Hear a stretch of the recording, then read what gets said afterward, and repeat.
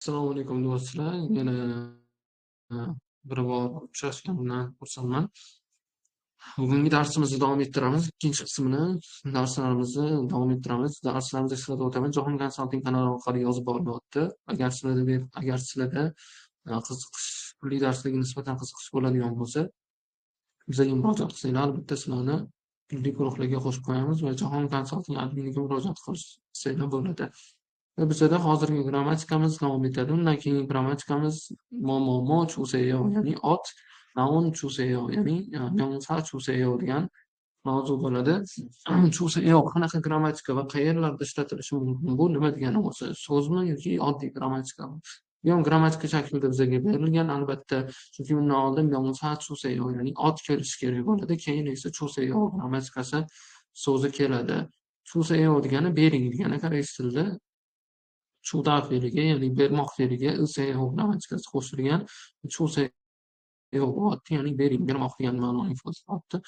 Noun esa 명사 esa chuseyo degani ot, undan keyin nimadir bering deb ishlatiladi. O'zbek tilida xuddi koreys tilida ham xuddi shunaqa, ya'ni biror bir narsani bering deganda albatta biza undan oldin otni ishlatishimiz kerak bo'ladi. Misol uchun kitob bering, daftar bering, ruchka bering yoki umumiy ma'noda telefonni bering misol bo'lishi mumkin.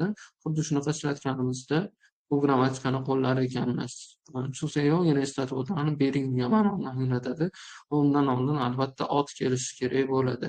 Misol uchun quyidagi dialogni o'qiymiz. Chek chuseyo, ya'ni kitob bering, kitobni bering, to'g'rimi? Kitob bering yoki kitobni bering, chek chuseyo. Yoki soyo, ya'ni mana marhamat deb aytyapti. Chek chuseyo, bu kitobni bering.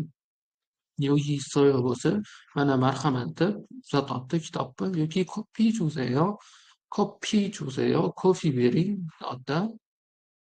yoki 신문청 주세요, gazeta bering deyapti. Chom ma'nosi bu yerda o'zi chom degani biroz degani, o'zi koreys tilida, lekin bu yerda ma'nosi nima kelyapti desa, iltimos qilish ma'nosida kelyapti.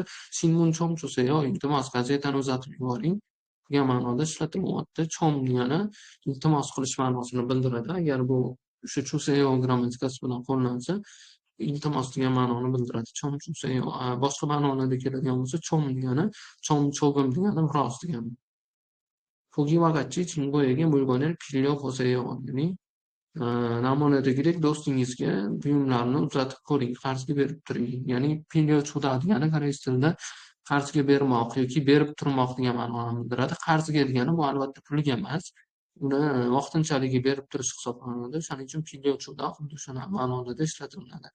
chivuga chom chuseyo, o'chirg'ichni berib turing, iltimos o'chirg'ichni berib turing deyapti. Va o'g'il bola beryaptiki, yoki soyo deyapti. Mana marhamat deb uzatyapti. O'zi yoki degani bu yer degani, issoyo degani bu yer bor degan ma'noda bo'lib qoladi biz tarjima qilsak. Lekin bu yer bor emas, mana marhamat degan ma'noda koreys tilida tarjima qilinadi. Mana bu yoqda misol uchun yoki degani mana bu yerda bor deb tarjima qilinmaydi. Marhamat uni bor degan ma'noni bildiradi. Xuddi shunaqa chek chuseyo deb ishlatiladi. Va bizada keyingi grammatik konstruksiyamiz. Bu grammatikani tushungan bo'lsanglar, qisqacha xuddi shunaqa, ya'ni momo chuseyo otdan bunga ot bilan qo'shiladi va chuseyo shakli qo'llaniladi. O'zbek til, koreys tilida chuseyo ya'ni bering degan ma'noni bildiradi. Va xuddi shu bugungi darsimiz, qisqacha darsimiz shu yergacha edi. Chunki bu mavzular juda qisqa mavzu. Chek chuda, ya'ni momomo chuda, momomo chuseyo, momore chuseyo degan ma'noda ishlatilishi mumkin bo'ladi bu grammatik konstruksiya. Va shu joylarda biz bu grammatikani ishlatar ekanmiz. Darsimiz shu joyda yakuniga yetadi. Chunki bizda tekin darslarimiz albatta qisqa bo'ladi. Agar sizlarda qanaqadir savolinglar bo'lsa yoki to'liqroq dars olmoqchi bo'lsanglar, yana eslatib o'taman, Jahon konsalting kanali orqali yozib borilyapti. Jahon konsaltingga adminga murojaat qilsanglar, biz sizlarni turli darslarga qo'shib qo'yamiz. Charchamanglar, sog' bo'linglar.